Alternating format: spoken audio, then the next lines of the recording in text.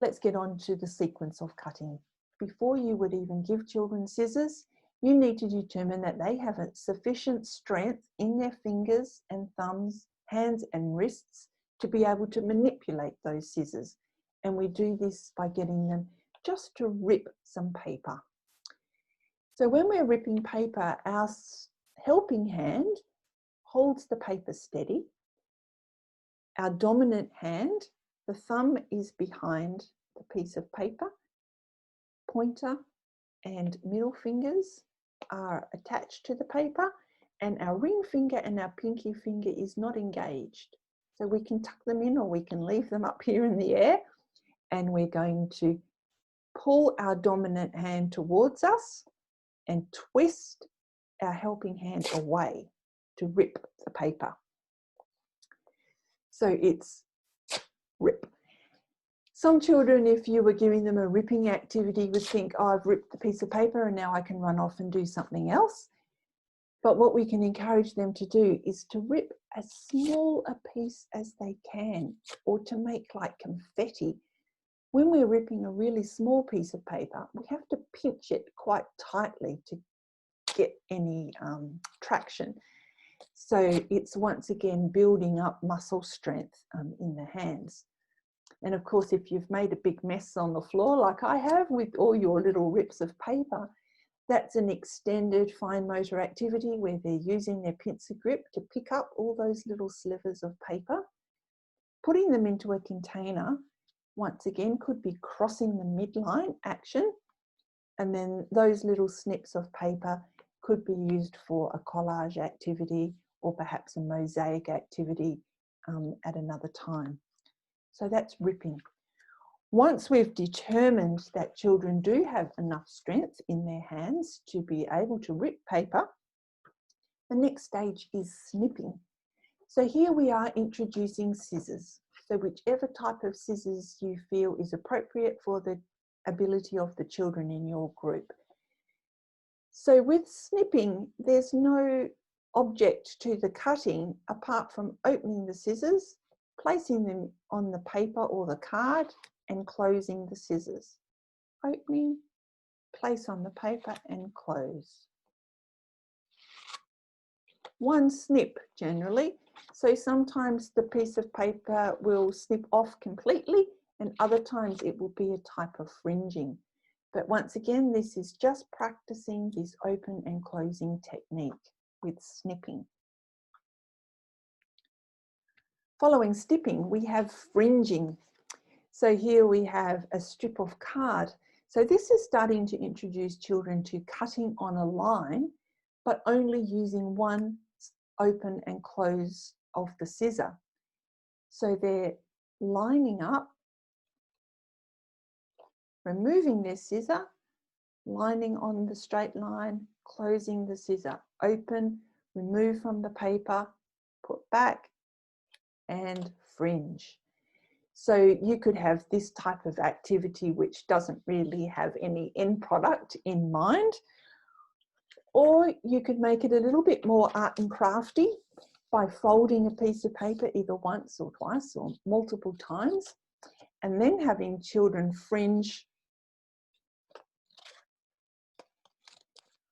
on the line, and then start to introduce cutting out some little shapes, so that of course when you open out the paper you get a little pattern. You can make that into a stained glass window or a Chinese lantern.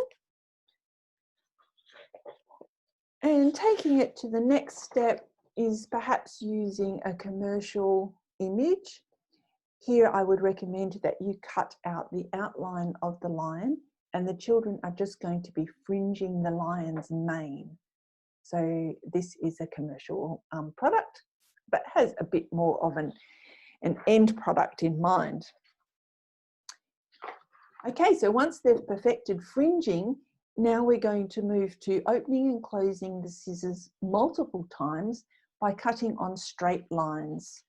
So following a straight line, opening and cutting all the way to the end. After straight lines comes gentle curves. So cutting out something like a circle. Here is where the helping hand is much more engaged than any of the previous sequences. So the helping hand is holding the paper, and as we start to cut our circle, the helping hand needs to move the paper around. So sometimes we need to remove our scissors, rotate the paper, reinsert the scissors, and continue to cut. Move our helping hand, continue to cut, move our helping hand, and continue to cut. Open and closing, open and closing. So we're doing the gentle curve. And coming towards the end, the next most complex shape is to do right angles. So we're cutting up to a point, and at this point I'm going to remove my scissors, rotate the paper with my helping hand, reinsert the scissors, and cut up.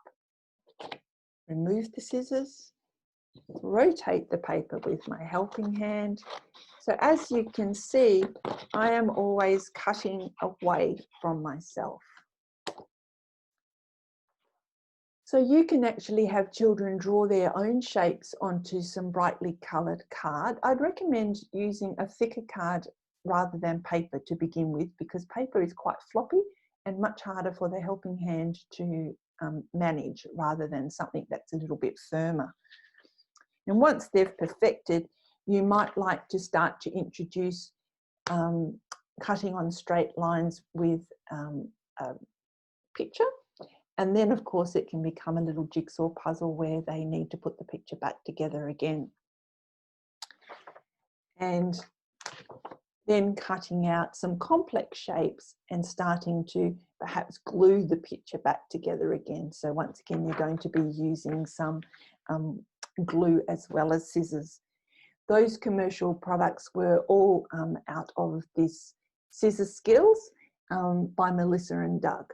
So I'm sure that this sort of product is available quite widely. I bought it from the Playroom, which is in Western Australia. We've got 2 branches. One is in Osborne Park and one is in O'Connor, but they also do online deliveries. So if you're from another state, you might like to look that up, Melissa and Doug. Okay, so we've really come to the end now of all the information I have to provide for you about developing cutting skills. So just a quick recap. Before you even think about introducing scissors to young children, you need to make sure that they first of all have the gross motor skills of it, some reasonable core strength and balance, some stability in their shoulders, and some strength in their fingers and hands. And we develop that strength in the fingers and hands by using things like Play-Doh, sand play, water play tools, doing finger rhymes, and doing some strong body work like crawling activities really helps to develop that strength. Then we've also introduced you to some of the animal fun activities that you will find within the program that target fine motor skills. And then we looked at the different sorts of scissors that you should have in your centres to cater for children with all different abilities. And we went through the sequence of cutting. So I hope you found the video useful, and thanks very much for watching.